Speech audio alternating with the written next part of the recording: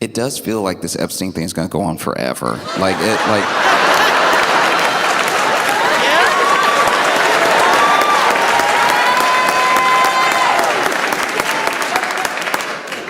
Because, okay.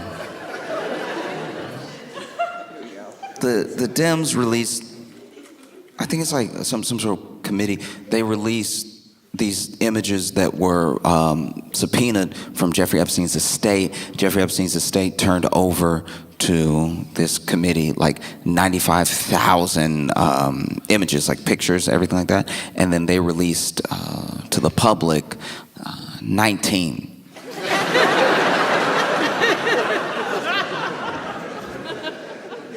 Which seems maybe only one person's working today or something. Like maybe there's like a thumb in most of the shots on the rest of the pictures.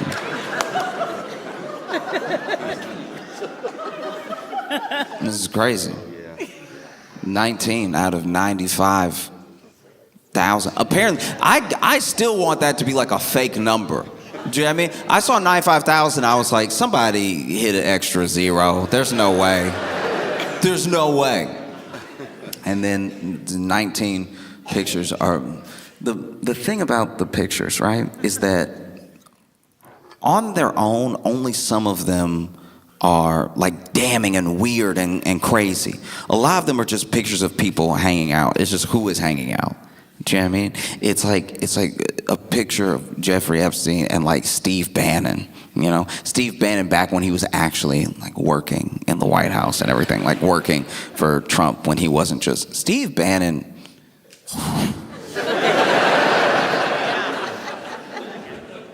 Sometimes you look at somebody.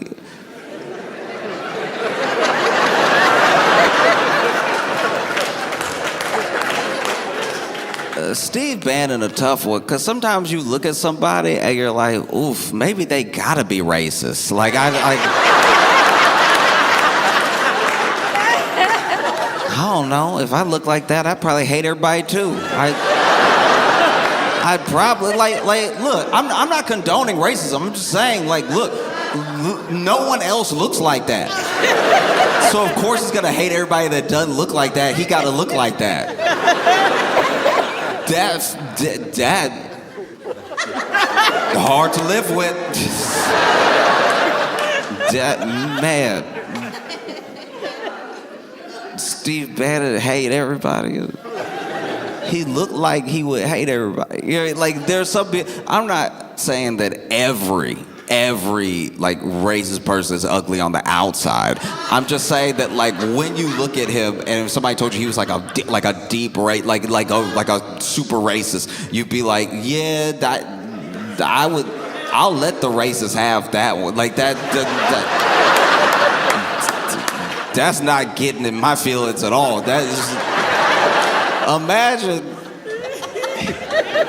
somebody hates you and like really hate like a lot of hate in their heart, and they would love like a sort of dystopian future where you and everybody like you is living a terrible life just because they have so much hate in their heart.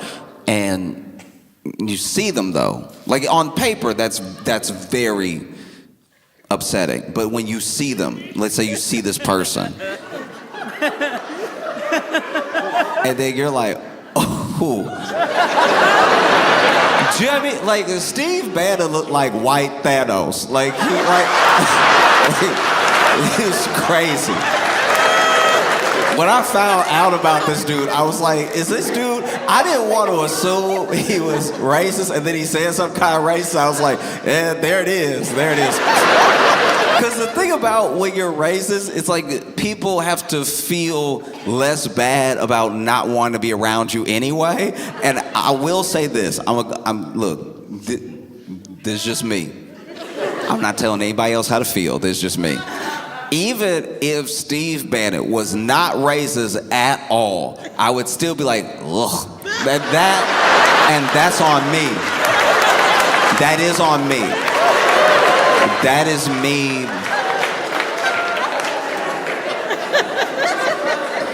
You know what I mean? Like, sometimes you judge a book by its cover and you're right because the book is like made of skin. Like, remember the book from Hocus Pocus? Steve Bannon made of the same leather binding as the...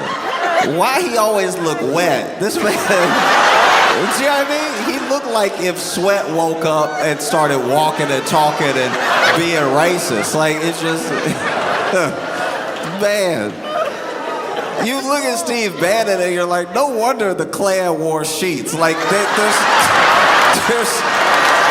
people that you see sometimes and you're just like, woof, wooga, booga, ooga. And Steve, I said all that to say Steve Bannon is in pictures with Jeffrey Epstein. And it's like, that's also not good. Because it's not like you could convince anyone you were anyone else. Do you know what I mean? There are people in the Trump administration that look like other people. Yeah. You know what I mean? Like Sean Duffy to me looks like every coach I've ever seen.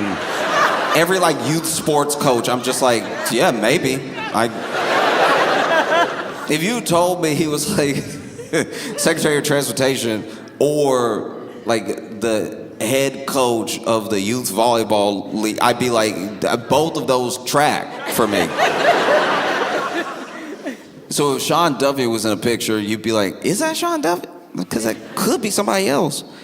But nobody else looked like Steve Bannon. So as soon as I saw Steve Bannon, I was like, oh, Steve Bannon. Jeffrey Epstein let Steve Bannon get real close to him. I mean, I knew he was a freak. I didn't know, wow.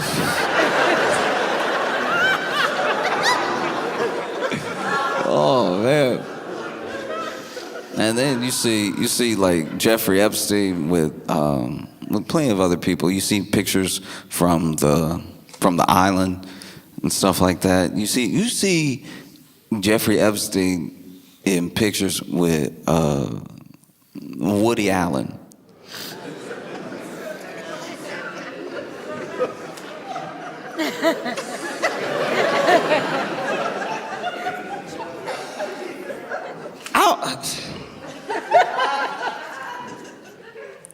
This is very weird.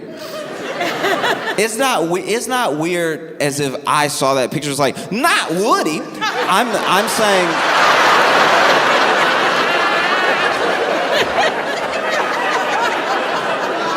I'm saying it's weird in that you see Woody Allen by himself, and maybe you're already like, ugh.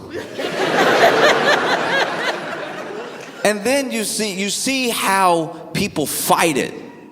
We know everything with Woody Allen. We don't even need a rehash. We know. Yeah. And then you see this, and you're like, I know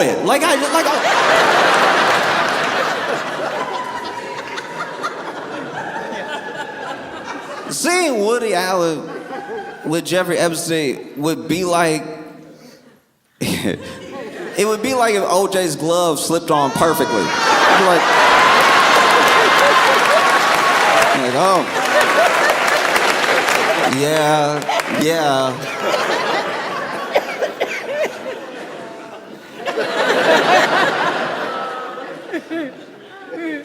Woody Allen. I forget about Woody Allen all the time.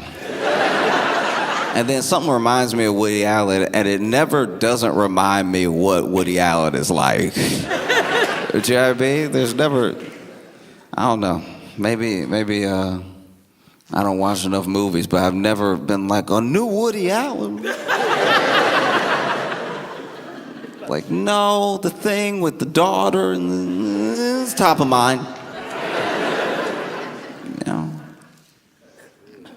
Woody Allen.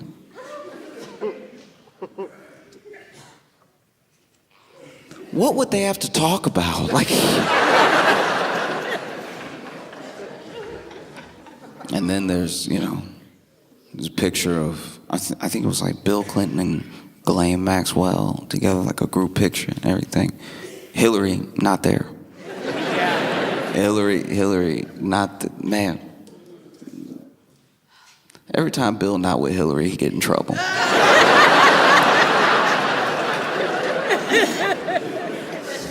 You know Hillary must stay mad as hell at home. Oh, yeah. See all these people. 19 pictures out of 95,000.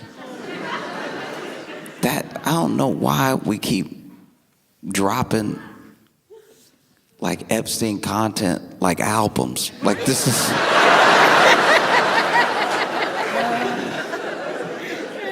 Oof. No, this is bad. I don't even know what to do with this. Do you know what I mean? Because it's like, you see a picture of Trump and all the people whose faces they're like blacking out and everything. And you're like, okay, what's that? What is that? That never looks good. That never looks good. If I take a picture with some people and they blacked out everybody's face but mine,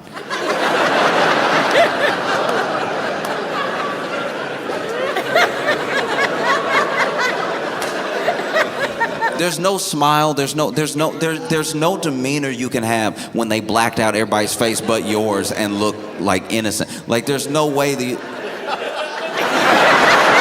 it's not happening. If I take a picture with people and they black out everybody's face but mine, either I did something or they did something. You know what I mean? There's no, like, even if you look happy, blacked out everybody's face but then you. Blacked out everybody's face and then you. There's no scenario where you don't look like you did something. They blacked out everybody's face but yours. It's not good at all. And then you see these weird inside jokes they had and everything. It's weird stuff. It's upsetting, weird, and it's crazy to me. It is so insane to me that out of this multi-billionaire cabal of predators, that somehow amongst all of them, because you're talking about what would normally be serious conspiracy level stuff, would be on TV type of, these people, every single one of them, so far as we've seen, right? All of us, whether you've only delved in it a little bit and you've just seen what was on TV reported on the news, or whether you dug deep yourself and you've researched a bunch of all the people involved and everything, it is insane that out of all of these people, billionaires the world over, right, having ties to each other that are just through Epstein, don't make any sense, that somehow all of these people, every single one of them does not know how to draw anything. They cannot draw at all. It's terrifying how the drawings they do aren't even motor skills. This is, I don't know what I'm looking at half the time. Even that thing that Trump supposedly drew, but then they're like, we have proof he drew, but I don't even know. I don't even know. I really don't know. I assume he drew it, but I don't know if they finally said, because he said he didn't draw it. But then when you see the drawing, you're like, he drew it. That looked like, it looked like something he would draw, because it's the way it doesn't look like a person. It's I would like to think that not only did Donald Trump draw that, but that is how he sees people. It would make more sense for the country if Donald Trump only saw things in cartoons. That would be pretty good. If you went inside his head and it was oh, everything looked like Dilbert. This is crazy. Because doesn't he seem like an Adventure Time type president? Him looking around, people are like, this is serious. And he's like, I don't know. He looked like a dragon. I mean, it's sir, that's Steve Bannon.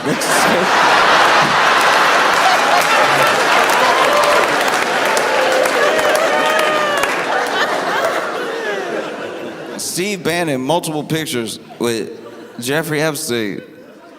Hanging out. Man. what could they have to talk about? Yeah, I mean, what, like, ugh. Ugh. Do you ever wonder if Steve Bannon tried? If he tried to, like, nah, I gotta do something, I gotta clean myself up. Let me do like a chemical peel or something. Like, let me do something. I don't know. Like, I don't know if you just look like that off the rip. Like, I think something happened. There's gotta be an origin story at play. You can't just, I mean? Like, I feel like Steve Bannon got the same background as Splinter from Ninja Turtles. Like, just, they, probably, like, it would make sense if Steve Bannon was like living in a sewer and then he came across these turtles, right? And these turtles, he started taking care of the turtles. He thought about eating them, but then he was like, nah, I'll take care of them, everything. And then there's like this toxic waste that they were all exposed to, and he put the turtles in it because he was like, I lived. And so then the turtles got like a special, physical intelligence for martial arts, and he went off and joined the White House staff. You know what I mean? Like, I don't know. He just doesn't look like I've seen Steve Bannon say like dog whistle racist things and been like, bro, you don't need the dog whistle. Like, this one's all you. Like this. Steve Bannon is what you imagine when you imagine like a deeply, racist person. You know what I mean? Like, it's like you look at it and you're like, oh. I would rather it be that way. No, it's just convenient that his entire shape aligns with his views. Like, it's just, if you really have never seen Steve Bannon, he looked like, a Sphinx? He looked like... Oh my God. He looked like the head of a frog and the body of a wildebeest. And the legs of a chicken. And the hands of like a mole rat. You know what I mean? I feel like I don't know, Steve Bannon just seemed like he bite ice cream. You know those people? You know those people who can't even enjoy a treat without being a psycho? You know what I'm talking about? Like, Steve Bannon looked like he bite an ice cream cone in the face. Like, he just attack it.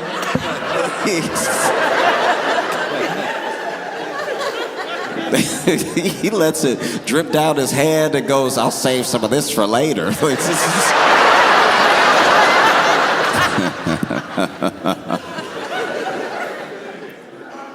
It is crazy how you will be doing your best to get your life together as best as you can. And it is unfair that anybody can make you their emergency contact.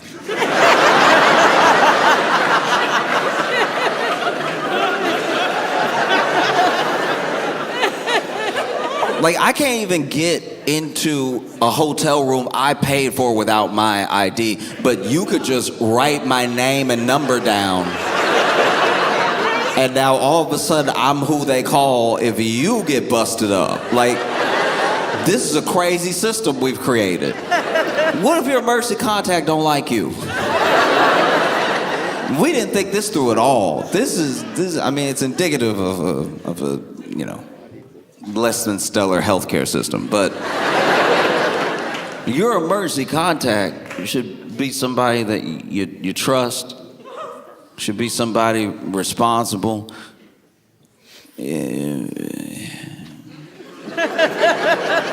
It should be somebody who knows their emergency contact. You know what I mean? Like, you gotta make somebody your emergency contact the way you make somebody a godparent. They need to know.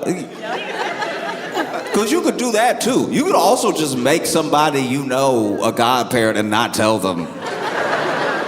And then people will hit them up and be like, hey, so they said if anything ever happened to them, you have a kid now. And when you say what, they're like, they said you'd say that.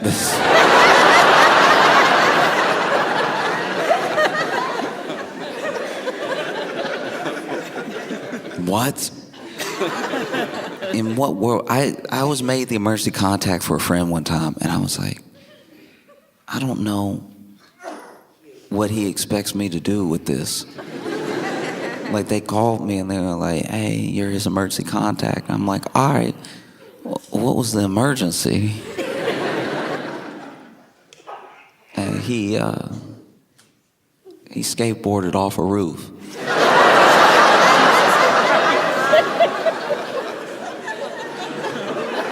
No, I had the same reaction. Not only did I have the same reaction, he looked at me crazy like, I thought I could land it. No, my mistake. I forgot. The world is Tony Hawk Pro Skater 9. That was crazy though. I thought I could land it. And so I made them call you on a Saturday. That's the other thing too. You can make your emergency contact somebody so that the person who should really be your emergency contact doesn't find out. You know what I mean? Made me the emergency contact because he knew if he made his parents the emergency contact, he'd hear an earful about skateboarding off a roof. But the crazy thing about making me the emergency contact versus his parents is that his parents still live in the state he's in. I moved away years ago. This is just...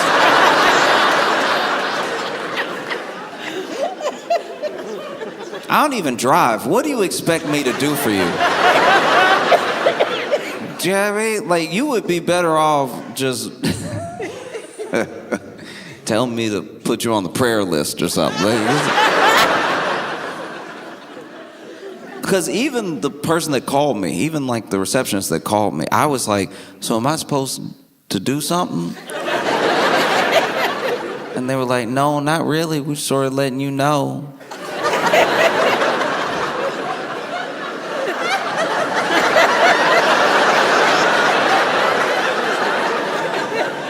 I was like, wait. So you called me. He's alive, right? Like, he's alive? And like, yeah, I mean, probably gonna be discharged in a couple days. I was like, oh, okay. Is it like, is anything broken? I'm like, yeah, his leg. I was like, oh, okay, so not his hands or his mouth.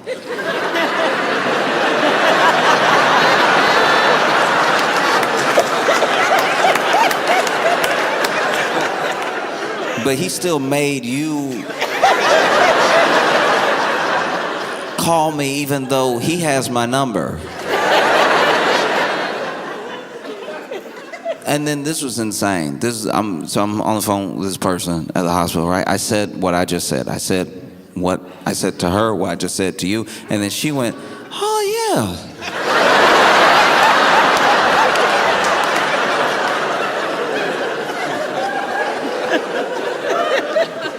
No. You work at the hospital. I cannot be blowing your mind right now.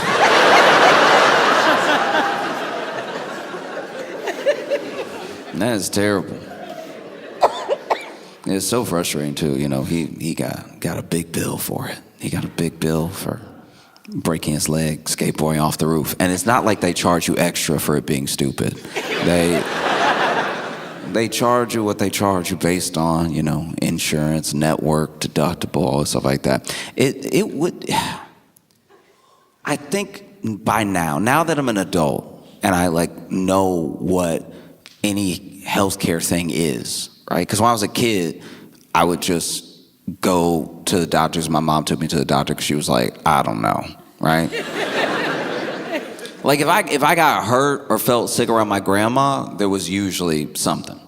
There was usually like a remedy, something passed down. I remember one time I had a wild lump in my throat, like to the point where I was like, I wasn't necessarily having a lot of trouble swallowing. It was just very present. It was making me deeply uncomfortable. And then she was like, oh, okay, you know, I'm thinking in my head, I'm gonna have to go to the hospital because I'm like, I've never even heard of this.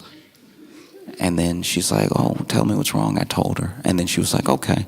She goes to the kitchen, comes back, and she puts like a couple dashes of salt on a spoon. She was like, open your mouth. And then she put the spoon right under, you know the thing.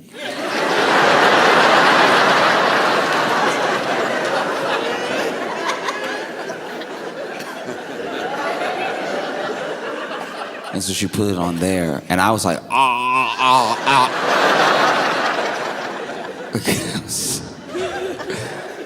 And then, sure enough, it just went away. It just went away. No charge.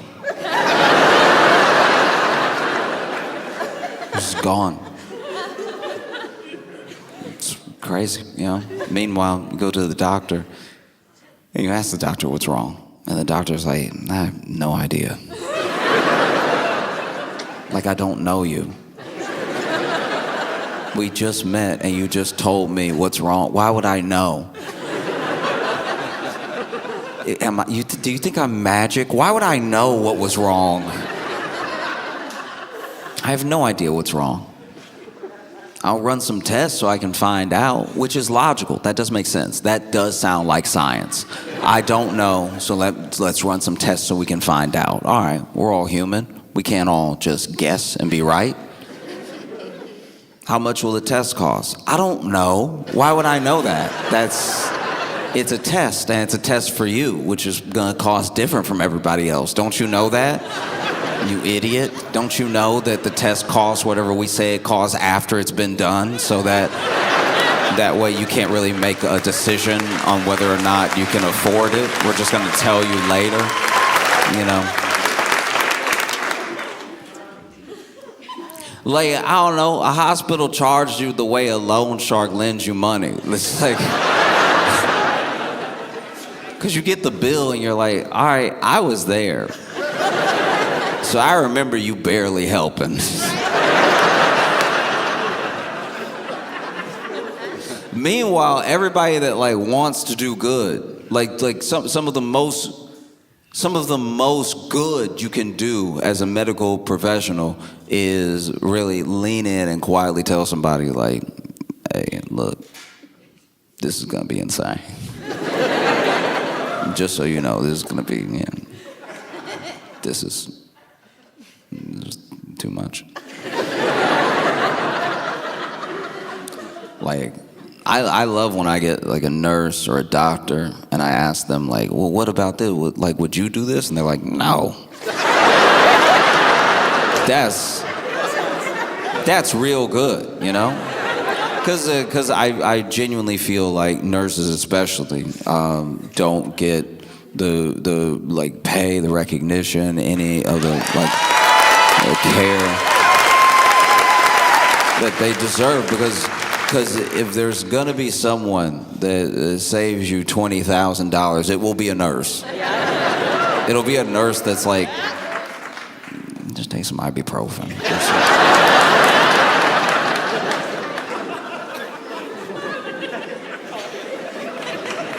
You know? Or like, sometimes you end up in a bad situation because you get charged this insane amount in this incredibly frustrating way, whether you got good care or not. That's devastating. Imagine you have to pay all this money, still don't even know what's wrong. It's crazy. Because then I've been in situations where, I was at the doctor and I was like, this is bad. I can tell this is bad. And not bad as in my health, bad as in like, I don't think he a good doctor. Like I could like, and I'm not saying this is a medical profession. I'm saying like, some of it's presentation. If you're a doctor, I don't want to hear really think about what you're gonna say before you say it, and don't hit me with the uhs and ums when you're telling me something, because I'm asking you, I don't know. So if you're like, it might It might be inflammation. It could be stress. It could be. It's like, okay, if we're just guessing in a room together.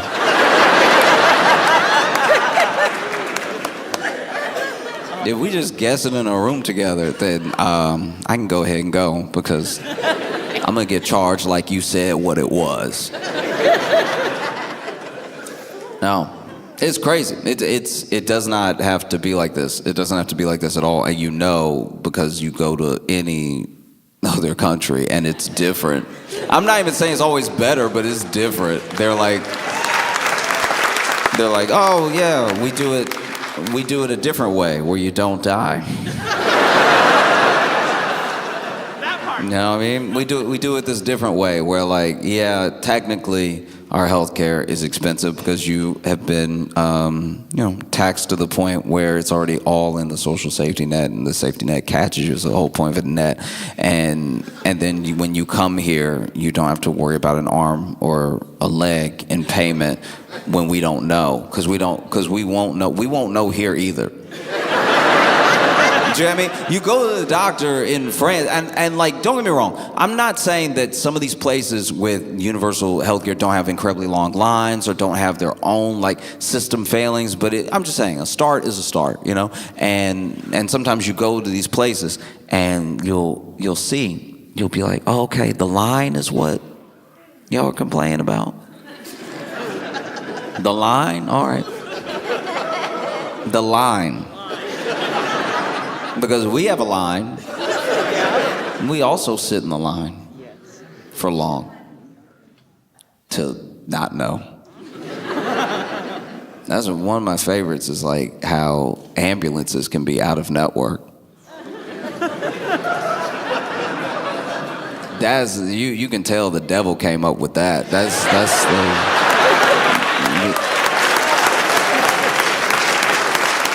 And look, I'm not saying I know everything about this. I'm just saying this is my understanding. I hope I'm wrong. I love being wrong.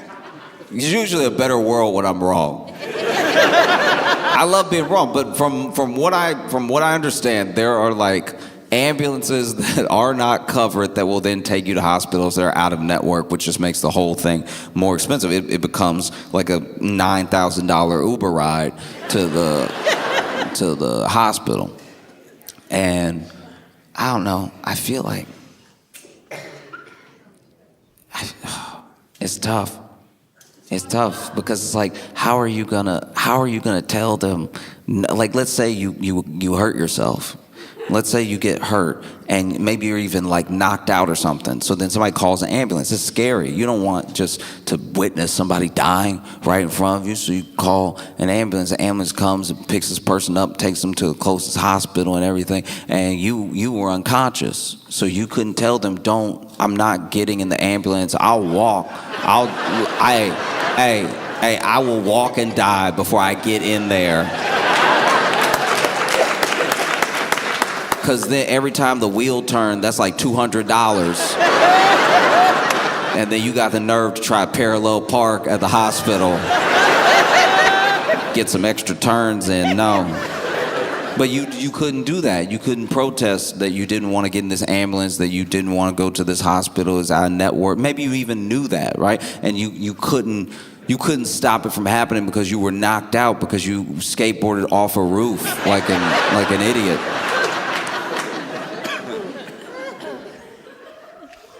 And then you're laying in the hospital bed, leg broke, you broke. And then this person calls your emergency contact. Who didn't know? Who didn't know? And then they pick up, thinking it's a scam call, so they were admittedly a little rude when they picked up the phone.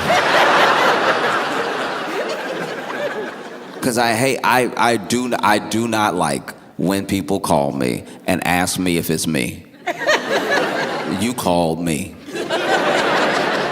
You called me to ask if it's me. I know I'm me. If you don't know if I'm me, don't call me. If you don't know, you called me to be like, is this Josh? It's like, is that a trick? What is this? The only people that have this number are the people that know me. So if you don't know me and you have this number, maybe don't call. But if you do think it's me, you would just say, hey Josh, right? You would say it with confidence. You wouldn't act like you found this number written on a bathroom stall. Hey, it's just Josh. Are you out of your mind?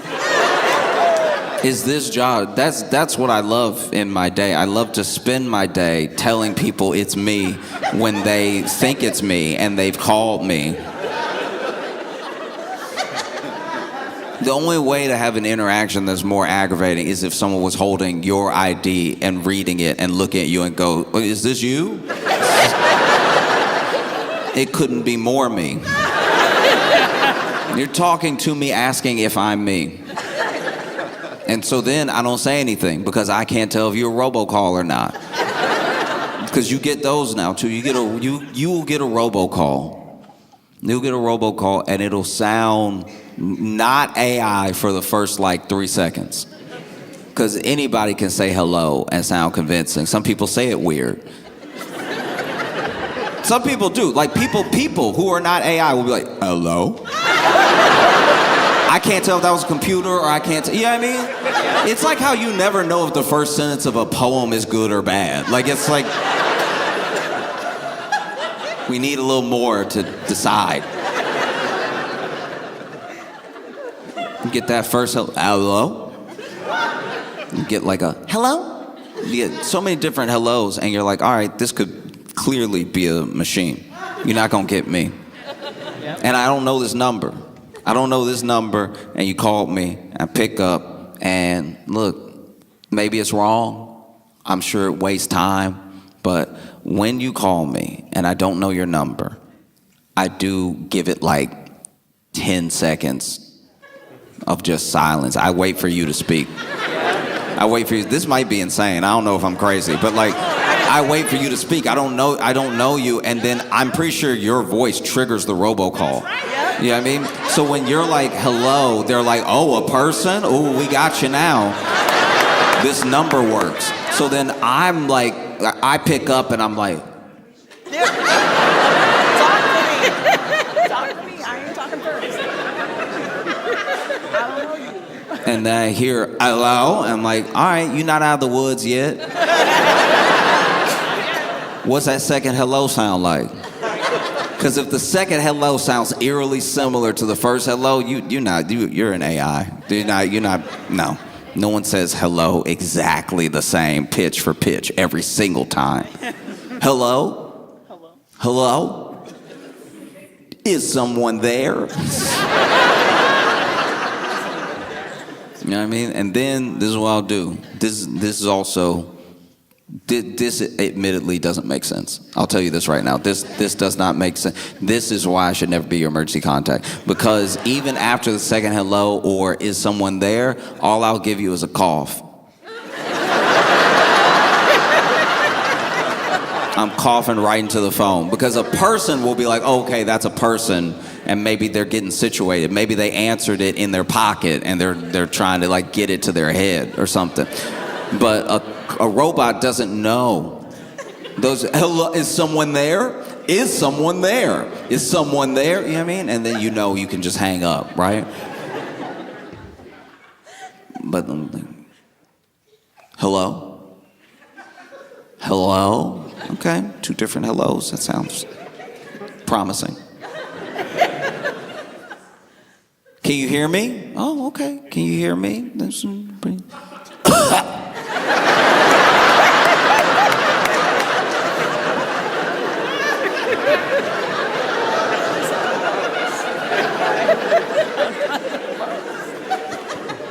You all right? Oh, okay. All right. Okay.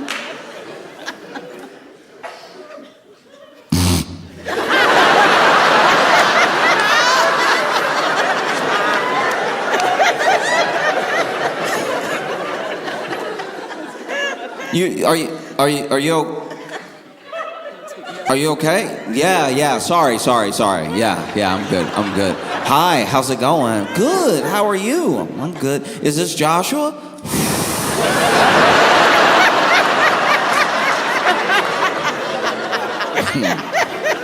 I know you don't know me, but you're already trying my patience.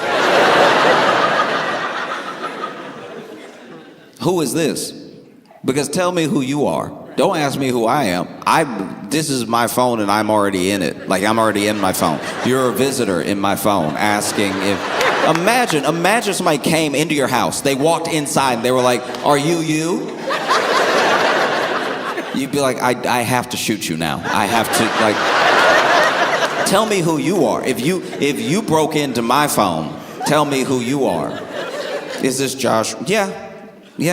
It's Josh. Oh, okay. We're calling from blah blah medical, and you were listed as the emergency contact for your friend. And I'm like, oh, okay, that's interesting. That's interesting because I didn't know that I was his emergency contact. That's wild. You can just do that to anybody that you want. It's crazy. You can make someone your emergency contact while owing them $200. And that's wild. That's wild because when I need to emergency contact him for my money, there's no answer. That's crazy. That's crazy. You know, when I have an emergency of funds from the funds I don't have from the $200 I lent him, somehow, wow, can't get a hold of him. Line isn't working. But when what did he do? He skateboard for a roof. Huh, okay. Probably bought that skateboard with the $200.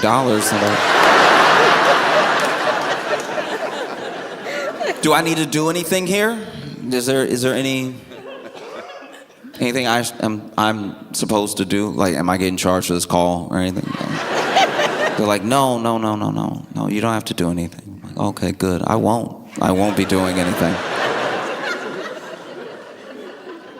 Because I just want you to know something about your patient, that he is a coward, all right?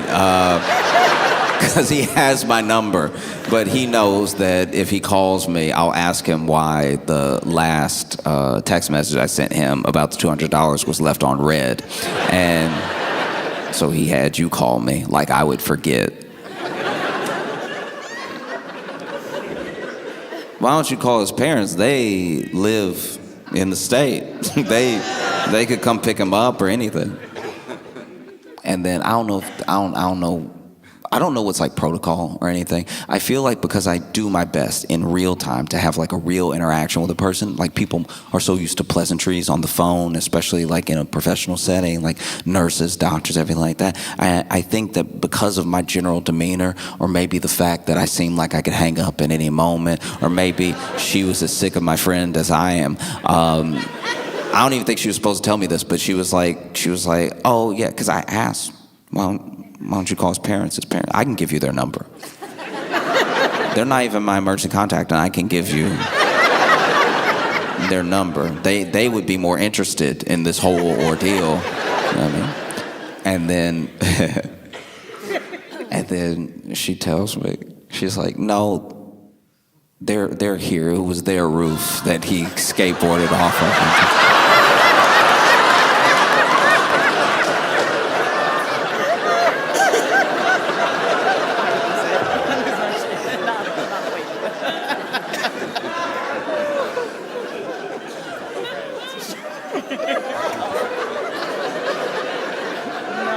They're here.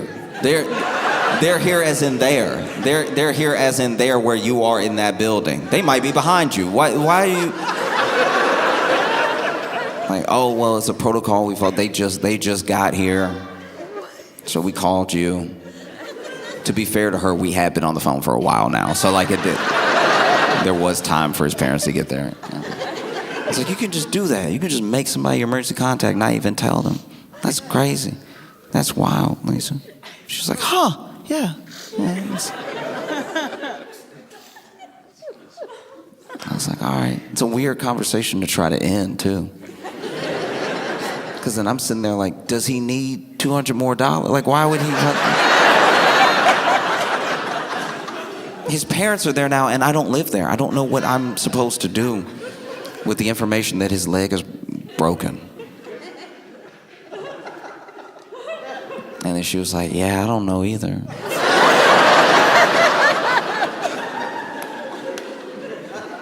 I told her, I was like, I hope you have a good day.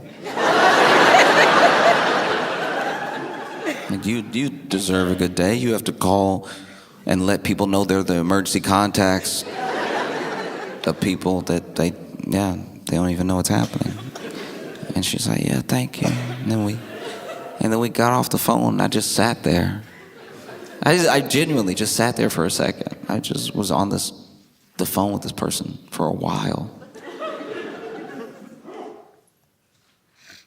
And it occurred to me, like I'm sitting there, now I know not only am I like my friend's emergency contact, because through everything, that does say something. It says something about like how he sees me or something like that. And sometimes you have a friend that you don't really know where you stand with for a given reason, and then something like that happens and you're like, oh, maybe we're closer than I thought. Like, even though I moved away, he was like, I want this person to know if something happens to me, which did touch me. Like, and I'm being completely serious. It was like genuinely that did like move, because we hadn't spoken in a little while. It wasn't even like a falling out or anything like that, but we just hadn't talked in me moving and everything.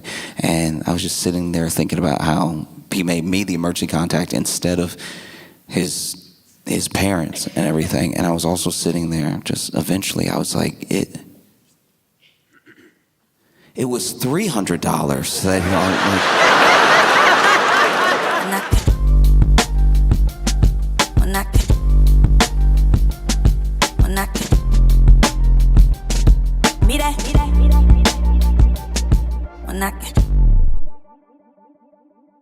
Y'all are in for a treat. Give it up for Josh Johnson!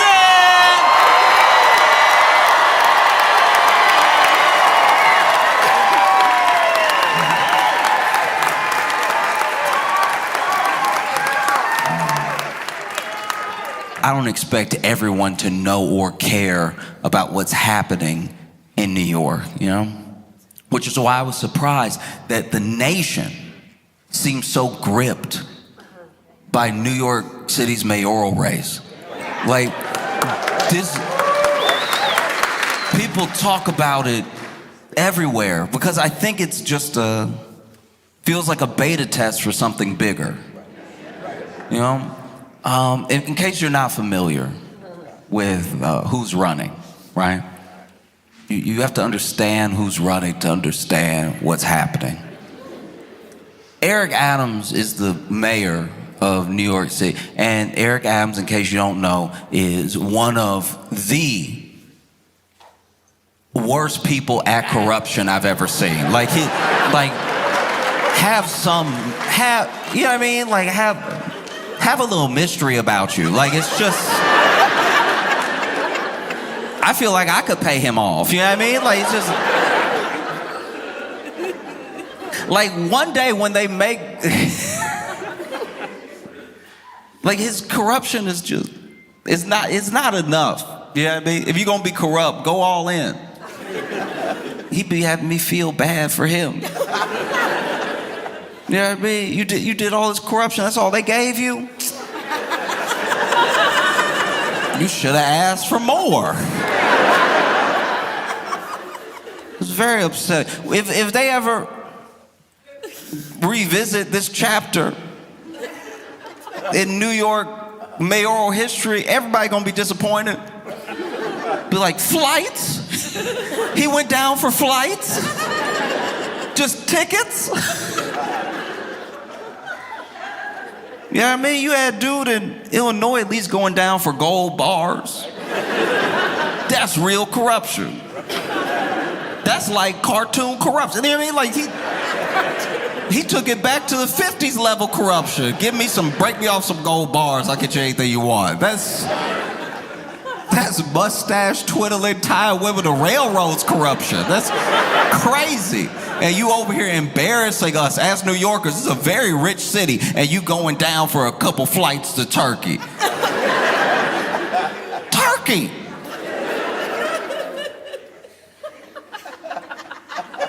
It's insane. But anyway, this dude got indicted while in office, but because he has no shame, everybody was like, he gonna step down, right? Like, he got stepped down. now, once he's indicted, that's too embarrassing to go to work indicted. The closest thing I can imagine to like, okay, okay, this is bad, my bad. Look, so when I was a kid, I mean, I was a little bit older, but my buddy's dad got in trouble, and he got a little time. He had to do like a year, right? But he did, one of the crimes, I still don't understand this, one of the crimes where you get to report to jail. Like you get to report to, that's always weird, because whenever you watch Law & Order, they take you like jail start right after usually that's jail, you know what I mean? Like usually they take you out, I didn't do it, right? But for some reason, they told him he was guilty, but they let him get his stuff in order and he could report to jail. And that weekend, his son, my friend, took the car without permission and came home a little later than curfew. And clearly, his kid may be like acting out of frustration about things that are going on with his dad, but he gets home and his dad's very upset with him, and he's like, you didn't ask for permission for the car, you're supposed to be home by 10, I'm sorry, but you're grounded. And my buddy was like,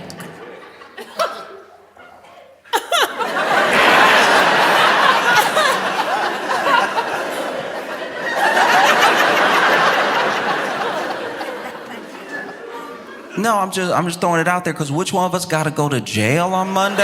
Like, it sounds like you grounded. It sounds like you really the one in trouble here.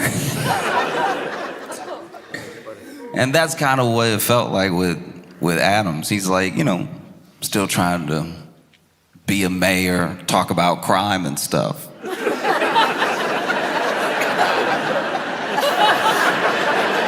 Over here talking about crime in the city. And so then you also have Curtis Sliwa. And Curtis Sliwa is the Republican running. And he's an interesting dude. He's like the head of the Guardian Angels. If you don't know what the Guardian Angels are, they're basically these people who hang out on the subway. You know the movie The Warriors? All right, it's like that, but if one of the gangs wanted to be the police. Like, all they really do is just fight black and brown people that they think are doing a crime, and sometimes lose the fight very badly because they are getting older. And Curtis Sliwa, like, I guess I could slightly see how someone like him ends up like him, because he does have a story of violence against him for every story you bring up about New York City. Like, you'll be like, hey, do you ever take the yellow cab? He's like, I was shot in the back of a yellow cab in 1986. And you're like, how has this much happened to you? But Curtis Lee was running as a Republican. And then you have Andrew Cuomo. Andrew Cuomo is a former governor. And now he is running for mayor because governor turned out so well.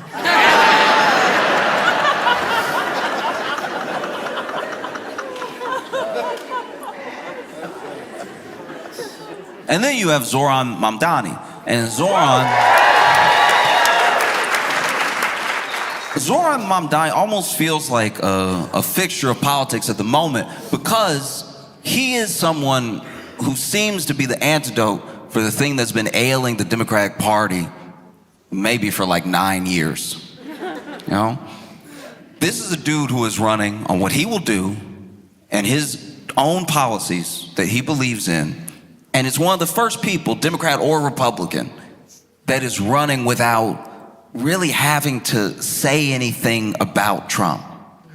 He has his own ideas. He has things he wants to do for the place that he is running. He's not running on being not like Trump or closer to Trump or someone Trump will call or someone that Trump hates. He is not using Trump in his orbit. People bring him up, but he himself is saying, I want to make the buses fast and free. I want to have free child care. I want to freeze the rent for rent-stabilized homes. And I want to make sure that we hold bad landlords accountable. Things that are very specific, because that's the other thing that it feels like the Democratic Party has been missing, is a clear and concise plan for a policy, something that you can attach yourself to, that you don't really need to get in the weeds for. Because I'm not saying that Democratic senators and Democratic candidates have not had good plans. I'm just saying that once you need a graph,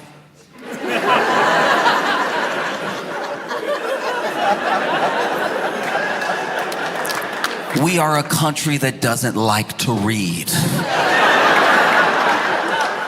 It doesn't matter if it's a pie chart, it's still reading.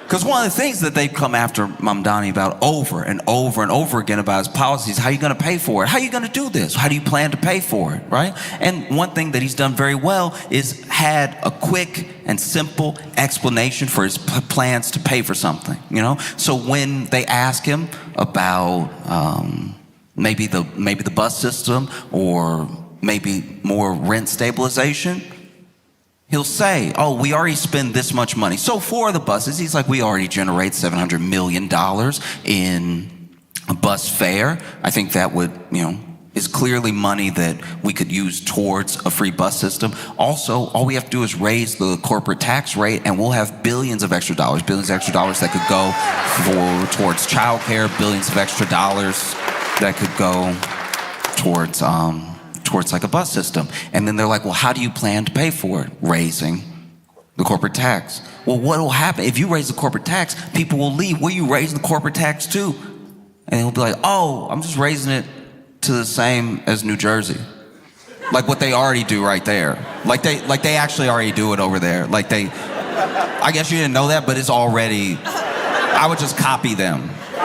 It wouldn't be higher than that. I would copy what they do over there. And I don't know, is everyone dead in New Jersey? I don't think so. I don't think everybody left. In fact, a lot of people moved there. So I think they'll be fine. But I don't think that Zoran is leading in the polls or is the Democratic candidate because of his clear and concise policy. I don't even think it's his youth. I don't even think it's because he's captured a moment. I think that he is the front runner because he, more so than anybody else, to a degree I've never seen before, is the number one. I'm telling you, the number one of all time, the number one Andrew Cuomo hater. He hates this dude. He hates this dude so much. He hates this man. He wake up and hate him. He wake up and he hate him with a smile too. You ever had somebody hate you with a smile? It makes you feel crazy. You're like, what you just said to me was foul, but you're smiling. Why are you smiling? No, he hates this dude. And look, don't get me wrong, they all hate him. Every candidate hates Cuomo. Eric Adams hates Cuomo so much that even though he had zero chance of winning, even though he was actually campaigning, this man was like, look, I'm gonna do it better next time. And we're like, do you mean crime? Do you mean? Eric Adams, he's even, look, to his credit, he is stumping with Cuomo. He's over there side by side with Cuomo and everything, probably looking for a job because he's about to be out of one. You know what I mean? He is out there with Cuomo, but you can tell he hates this dude. Sliwa hates him. Curtis Sliwa hates Cuomo. He hates Cuomo so much that he was actually asked by a reporter, you're over here getting about 11% in the polls. Why not drop out if you don't want Zoran to win that much? Why not drop out? And clearly the people voting for you might also vote for Cuomo. And then Curtis Sliwa looked really offended. He was like, why would I drop out? People like me.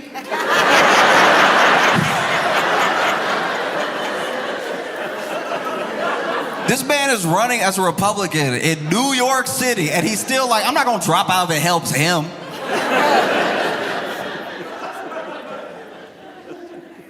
Zoran Mamdani hates Cuomo.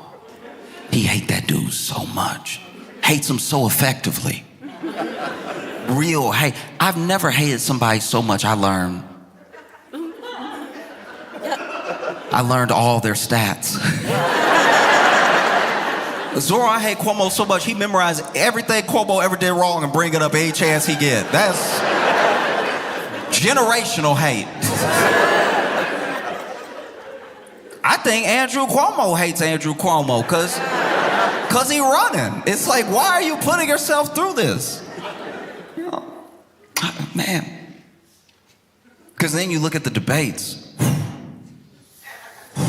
Okay. This is very important. I gotta go back in the story for a second because Andrew Cuomo wasn't always hated. Even if you hate him right now, think back to a time where you didn't even know who he was. That time he was like beloved. People forget all about it because that's kind of what we do whenever somebody has lost favor in the public eye. A lot of people say they never liked him or that they don't really know why anyone ever liked him. But people loved Cuomo. Especially 2019 into 2020, people loved that dude. People loved Cuomo so much. I think that's why people hate him so much now. Because everything he did feels like such a betrayal of their love. You know, people were out here calling themselves Cuomo-sexuals. Look it up. That's a real thing. People loved him so much. And then he got popular around the same time that like zaddy became a term and everything. So he was riding some of that wave and stuff. And there were people, oof. Cuomo couldn't go anywhere without middle-aged women fawning. They were like, oh, he's so handsome. They loved Cuomo. And then COVID came. And for a little while, they loved him even more because New York's numbers during COVID looked really, really bad initially. Obviously, it would. It's an epicenter of travel. People go there from all over the world. And we're also on top of each other all the time, pandemic or no pandemic. But then we saw these huge numbers that scared everybody. And Cuomo's like, we're going to take this seriously. We're going to lock everything down. And he announced a bunch of policies. As soon as he announced those policies went into effect. And you saw the numbers crater. It was genuinely amazing to watch. It really felt like there was a lot of hope and everybody was going to live. And this is a long time before the vaccine came out or anything. So it was when people were at peak fear, right? But it was a wild time in New York because we had shut down so effectively that for the first time in New York City, the air was clean. You could take a deep breath. And then later, there was a scandal. Basically, it was exposed that Cuomo was doing some of the same things that Ron DeSantis was accused of doing in Florida, because Florida also had some pretty good numbers during COVID, which is weird because they didn't have any real shutdowns. They didn't have any real mask regulations or anything like that. But then both Cuomo and DeSantis were caught just not reporting or telling people not to report certain numbers. And it turned out that New York was looking really, really good in certain sections of the lockdown, except for nursing homes. And so the thing that's really important about that is that if you see the numbers going down and you've set up a bunch of policies, you'll think, okay, we should just keep doing this, see if the numbers go down further, right? If the numbers go up, you're like, clearly we need to change something. So because we did not have those markers of spikes, we didn't change things. And so there were a lot of seniors that died that didn't need to. They died in nursing homes because of protocols that just didn't have enough evidence around them and weren't the best practices, right? And he was covering it up. Some were saying by 50%, right? And so people started to like him a heck of a lot less. And then at the same time, basically in tandem, he was accused by about 11 women of sexual harassment. Then it was 13. That's stats. Those are numbers. Double digits, you doing it. You are clear. 13 women who don't know each other all got a story about you. That's you. You doing it. all of a sudden, nobody was a homosexual anymore. And everybody was telling this dude to resign, but he tried to fight it. He was like, I'm gonna fight these allegations. You're gonna see my name's gonna be cleared. And we were like, all right, but even if they clear your name on these sexual harassment allegations, you still did the nursing home thing. And so everybody from Joe Biden to Eric Adams was telling this dude to resign. And he finally resigned 2021. And now he's running for mayor. That's just important to make sure you know, because I've watched people struggle before in a way that was kind of what looked like a bit of a lost cause. I try to be optimistic for people that are in my life, but I'll give you an example. My buddy wanted to enter an arm wrestling contest, and we are built the same. I'm never going to tell anybody not to follow their dream, but I won't let someone sleepwalk off a building. And so I was like, are you sure? Because, you know, you look like a mirror right now, and I'm not entering any arm wrestling. But he's like, no, I want to do it. Been watching online, it's so cool. There's actually a tournament coming up. I want to go. And so, you know, I went with him. We went, and this dude squares up. It's one of those ones where they got the peg on one side, but you grab it, and they got your arm with the pad for your elbow. And sure enough, they went. And as soon as they started, he was over here.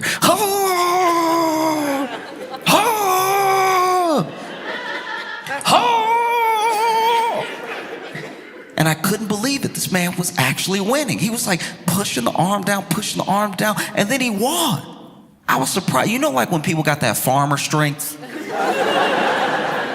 You don't see any like real definition of muscle. It's all smooth, but they're incredibly strong. I was like, maybe that's him. And then I watched him from round to round.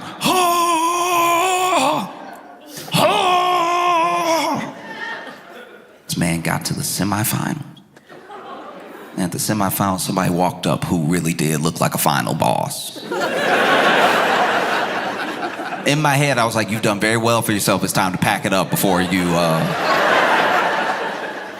take that arm for good. It's gonna pop right out the socket. I'm gonna leave with one. And sure enough, he squared up.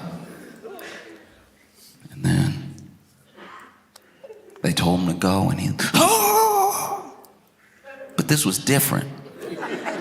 This dude wasn't really moving, but he was really strained, even leaning a bit. And then he started to make noises he hadn't made in the other rounds. Once you scream in an arm wrestling contest, you have lost something. This man,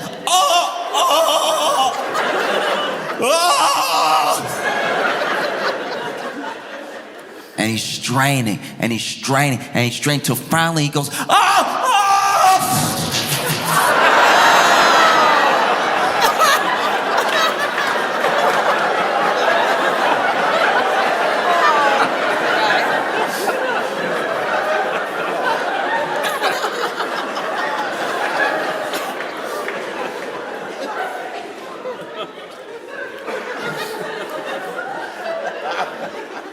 and he won.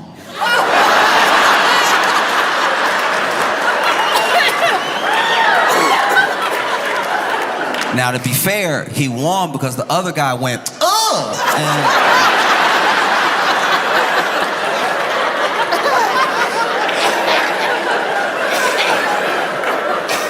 apparently that is a disqualification. Yeah, even when we were in the car ride home, we did have to leave. He didn't get to go to the finals because even when we were in the car, I was over there trying to be optimistic. I was over there like,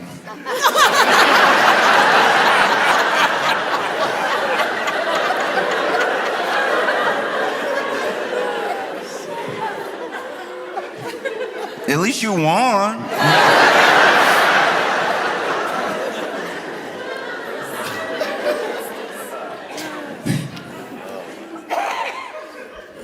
I give you an example of how much Zoran Mamdani hates Andrew Cuomo. In the first debate, right? In the first debate, it was Curtis Lewa, Zoran Mamdani, and Andrew Cuomo all on stage together.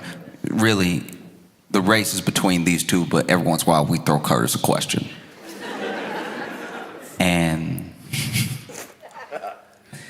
Cuomo's talking, and he goes, look, this is not a job. Being a mayor of one of the richest, biggest cities in the country is not a place for on-the-job experience. You know, this guy's never had a job before, and I don't think he can run the city. He definitely can't run it like I can. I can do a much better job. This is not a job for experience while you're in it. You gotta know, you gotta come with plans of what you're gonna do. And then, to his credit, Zoran, you know, it's like, I do have plans for what I'm gonna do. I've stated my plans clearly. Your only plan is to attack me.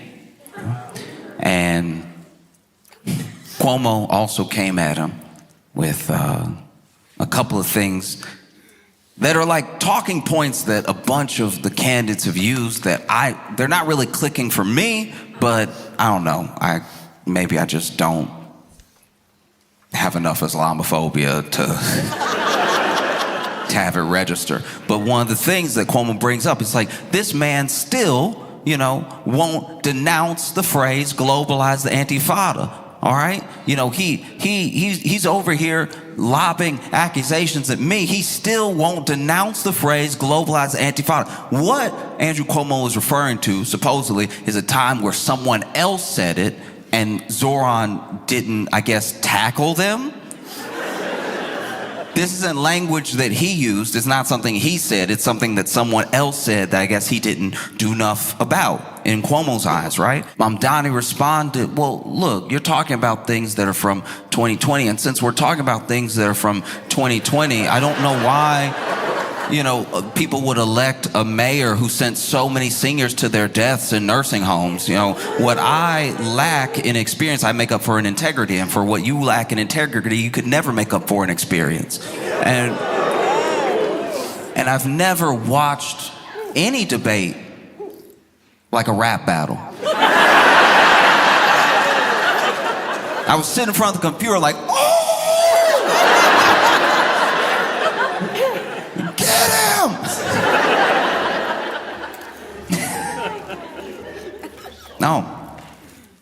No, it's wild.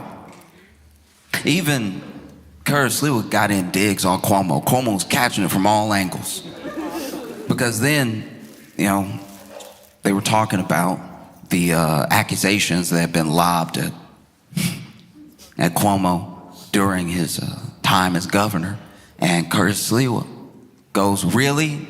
You spent all that money defending yourself? Really? All 13 women are lying, Andrew? All 13 women? This man hates Cuomo so much, he is standing up for women as a Republican. This dude hates Cuomo with all his heart. Oh, this dude hates Cuomo so much. And then the second debate was even worse. There was a moment in the second debate where the candidates were allowed to ask each other a question. It was just question and answer. They couldn't go back and forth. You just got a question, you had to answer. And Cuomo went over on Mamdani and he was like, you took a picture with this leader in Uganda. Did you know that this leader is actually someone who denounces all rights for gay people? They've actually worked on making it illegal to be gay in Uganda, and you took a picture with them. And Zoran answered, listen, at the time, I did not know this person's policies. I took a picture with this person. If I had known, I would not have taken that picture, full stop, right? And then it was Zoran's turn. And Zoran asked, he was like, Mr. Cuomo, in 2021, you were credibly accused by 13 women of sexual harassment. And in that time, you spent $20 million of taxpayer funds to defend yourself from all of these women. And you've lobbed, lawsuits, and you've worked with judges for gag orders and everything. You filed defamation suits on all these women. You have actually tried to obtain gynecological medical records of some of these women. Well, one of those women, Charlotte Bennett, is actually here tonight in the audience. And she can't even tell her story or speak for herself because you've lodged a defamation suit against her. But I can speak, so I want to ask on all of their behalfs, what do you say to the 13 women that accused you of sexual harassment? And it's in that moment I realized I wasn't hating to my full potential as a person. You know what I mean? Like, I am a C-tier hater when it comes to... This level of hate is unprecedented. I thought Kendrick hated Drake. This is truly wild. Because what can you do if you're Cuomo? I'll tell you what he did. He went,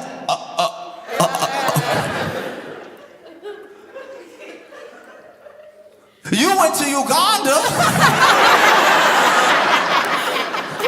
Truly, I have not seen a face like that on a person. Like, Andrew Cuomo's face when it was happening. I hadn't seen anyone make a face like that since my friend won his arm wrestling contest.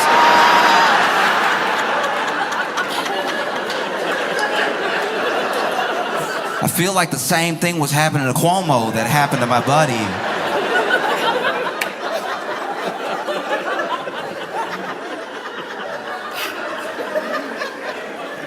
Very bad. Whew.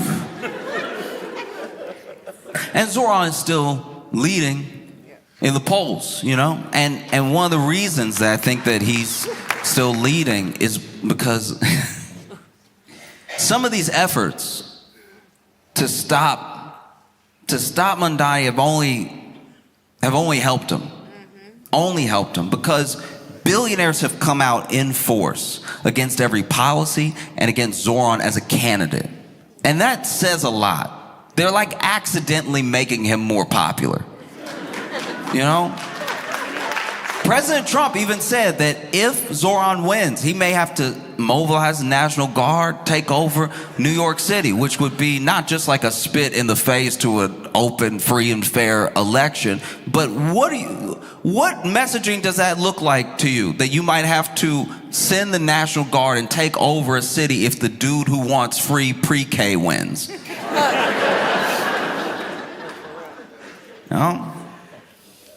Like all their efforts, they've spent so much money. Zoran himself has said, y'all are spending way more money on ads trying to campaign against me than I was even gonna tax you.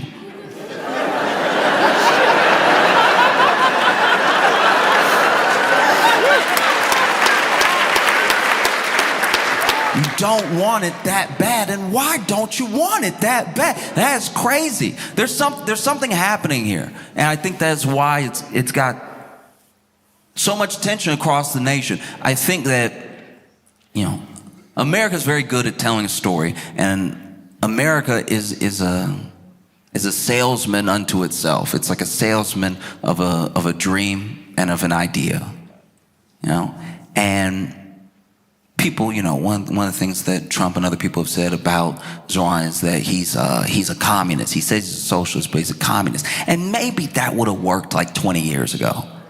That might have worked. But we are a capitalist country. We all live in capitalism.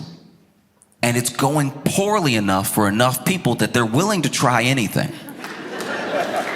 So calling someone a communist, this sort of Russia red, China red scare, it just doesn't hit the same when people are working jobs and still can't afford to feed their families. And then along comes someone with not just a lot of energy, but a lot of hope that says it doesn't have to be this way. Look at what they do over there. If we just did what they do over there, we'd be able to have more things for us, which is our money anyway. A lot of people have this misconception that the money that a corporation makes is all theirs and was all earned. But they got that money from how much they pay their workers, how much they actually provide for their consumers. And you see that when left up to their own devices, they skimp on, let's say it's just food, they skimp on ingredients, they skimp on workers, they skimp on. And then one day when they have $1 billion valuation, we look at them as if to tax them would be taking their $1 billion instead of just taking back what is owed to the people that made them great, you know? And so I think that what is so scary for people about Zoran that really don't like him is that he is a reminder to a lot of people that you are a citizen, you're not a consumer, you are a constituent, you're not a customer. Like the story that gets told now, especially by our politicians, is that if you ask for what is owed to you, what is actually yours, you're asking for a handout. But you already paid for these things and you pay them. So the idea that these people would all stand together in unison against this person who just wants to make the bus free should tell you something. And all of them stand together against him in the way that they are, with all the money they're throwing at him, and with all the fear-mongering that they're doing, it's having the opposite effect. Because now, to vote for him, even if you don't even like him, you get to stick it to a billionaire, people you already don't like. So what you've accidentally done is made voting for him like kind of cool as well. It would be like if you didn't want someone to date someone else, but the way that you lobbed things at them, the things that you said about them to try to discourage this person from dating this other person would be like if you sat them down and said, oh, you don't want to get with him. No, his penis too big. He's just...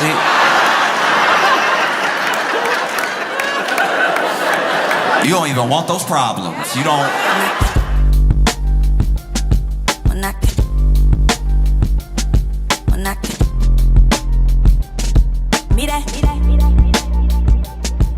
I